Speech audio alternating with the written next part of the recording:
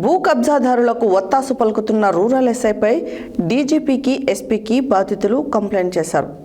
ప్రహరీగోడ నిర్మాణం కూల్చివేసి తమ ప్లాట్లో వేసిన ఇనుప కంటైనర్ తీసివేసి తమ నిర్మాణానికి ఆటంకపరచకుండా తగు జాగ్రత్తలు కల్పించాలని, న్యాయం చేయాలని డీజీపీ హైదరాబాద్, నల్గొండ ఎస్పీకి బాధితుడు కర్నాటి యాదగిరి మొరపెట్టుకున్నారు.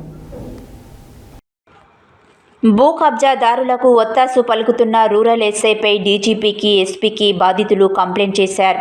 వివరాల్లోకి వెళ్తే కర్నాటి యాదగిరికి చెందిన ఫ్లాట్ హైదరాబాద్ రోడ్ మర్గూడ.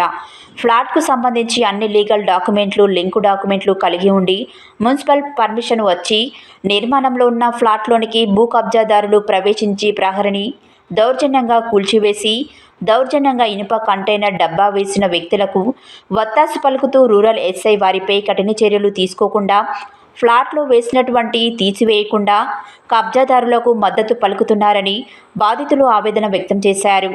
ఫ్లాట్కు సంబంధించి డాక్యుమెంట్లు పరిశీలిస్తానని, ఫ్లాట్కు సంబంధించి తనకు లేని అధికారాలని వినియోగిస్తూ విచారణ పేరుతో జోక్యం చేసుకుంటూ భూ కబ్జాదారులకు మద్దతు పలుకుతున్నారు.